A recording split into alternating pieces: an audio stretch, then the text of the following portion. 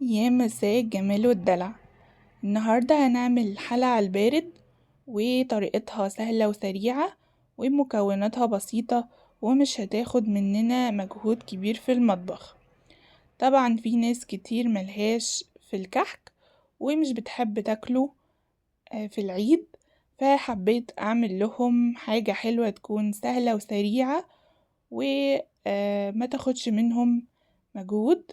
طعمها لذيذ قوي وكريمي، ومتأكدة ان هي هتعجبكم. لازم تجربوها. يلا نسمي الله ونشوف الطريقة بتاعتنا. اول حاجة عندي لتر من الحليب، 4 معالق كبار من النشا، و3 معالق كبار من الدقيق، بس ياريت يكونوا ممسوحين مش مليانين على اخرهم.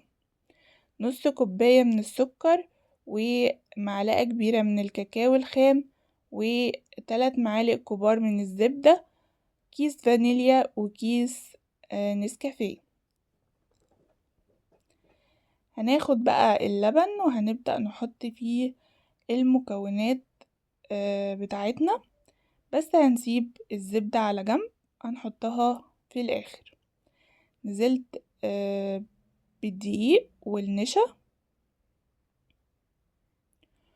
والسكر والكاكاو، الفانيليا والنسكافيه. هقلبهم على البارد الأول، لأن طبعا لو قلبتهم على النار هيتكتلوا مني، فهقلبهم على البارد وبعد كده هنقلهم على النار. بس هجيب كده الاسباتيولا بتاعتي وهبدأ أنزل الحروف اللي بتكون على جنب كده، وهدوب كويس أي حاجة ما تدوبتش عشان ما تكتلش مني على النار. بعد كده هبدأ أنقل الخليط بتاعي على النار، وهبدأ أقلب بالمضرب تقليب مستمر لحد ما القوام يتقل ويبقى بالشكل ده. هطفي النار وبعد كده هنزل بالزبدة بتاعتي وهقلبها لحد ما تسيح في الحرارة بتاعة الخليط. بعد كده هجيب بقى باقي المكونات. أنا استخدمت 3 من البسكوت بتاع الشاي، 3 كبار يعني. استخدمت البسكوت الفيري، ممكن تستخدمي أي بسكوت شاي متوفر عندك، وشوية لبن كده حوالي كوباية. بدأت أنزل بالبسكوت بتاعي وأطلعه على طول، مش هسيبه جوه عشان ما يبوش، يدوبك بس ينزل ويطلع بالشكل ده. وبعد كده هبدأ بقى أرصه في الصينية بتاعتي. أنا استخدمت الصينية اللي هي بتتفتح عشان يعني لما اجي اقطع الحلة بتاعتي بعد ما اخلص تبقى سهلة معايا ان انا اطلعها وشكلها يبقى مظبوط. لكن لو مش متوفرة عندك ممكن تعملي في اي صينية عادي. كده خلصت الطبقة الاولى ورصيتها بالشكل ده. وفي الحواف بتاعة الصينية طبعا ما بيبقاش يعني ما ينفعش احط بسكوتة كاملة، فكسرت كده البسكوت وحطيته بالشكل ده.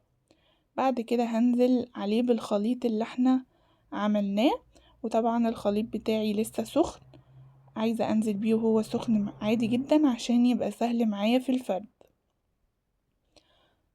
هفرده بقى بالسباتيولا بعد ما احط كل الطبقة بتاعتي. زي ما قلتلكوا هيبقى سهل معايا جدا في الفرد لانه سخن. ولو حسيتي ان هو برد معاكي وانتي بتشتغلي اديله بس كده ايه يعني دقيقة كده على النار بس يفك معاكي عشان يبقى سهل معاكي في الفرد. هنبدأ بقى نحط الطبقة التانية ونكرر نفس الخطوات. ممكن تعمليها طبقتين، ممكن تعمليها 3. أنا الصينية بتاعتي كانت كبيرة فعملتها طبقتين بس. كده خلصنا الطبقة التانية وهنبدأ ننزل بالخليط بتاعنا بالشكل ده، وهنكرر زي ما قلنا نفس الخطوات وهنفرد بالسباتيولا الخليط. وبعد كده هنسيب بقى الصينية بتاعتنا تبرد تماما عشان هنحطها في التلاجة عشان نعمل طبقة الجناش.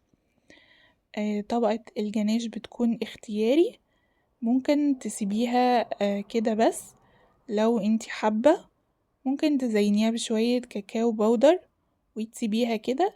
بس لو هتعملي طبقة الجناش زيي يبقى لازم تحطيها في التلاجة عشان ما يدخلوش على بعض.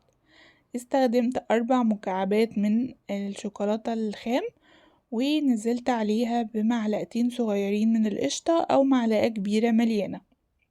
سيحتهم في الميكرويف واديتهم تقليبة بالشكل ده، وبعد كده هنطلع الصينية بتاعتنا من التلاجة وهننزل بطبقة الجناش، وهنبدأ نوزعها بسباتيولا أو بمعلقة بالشكل ده. بدأت أوزعها بالمعلقة، وطبعا لو طبقة الجناش صعبة معاكي في الفرد ممكن تنزلي المعلقة بتاعتك تحت الحنفية مية سخنة، هتلاقي المعلقة فردت معاكي طبقة الجناش بكل سهولة. وطبعا كل شوية كده لما المعلقة بتاعتي تبدأ يعني تتملي جناش هبدأ أمسحها بمنديل نضيف وأكمل، أو ننزلها تحت الحنفية زي ما قلنا. كده خلصت توزيع طبقة الجناش. بدأت بقى أزينها من فوق كده بشوية كاكاو باودر. أنا كان عندي كاكاو نسكويك، فبدأت أنزل بالشكل ده على الحالة بتاعتي. وكده الحالة بتاعتي بقت جاهزة. اديتها خبطتين كده عشان أوزع بس الكاكاو بتاعي، وبدأت أنزلها كده من الحروف بالسكينة عشان اما اجي افتح الصينية بتاعتي ما تبقاش لازقة.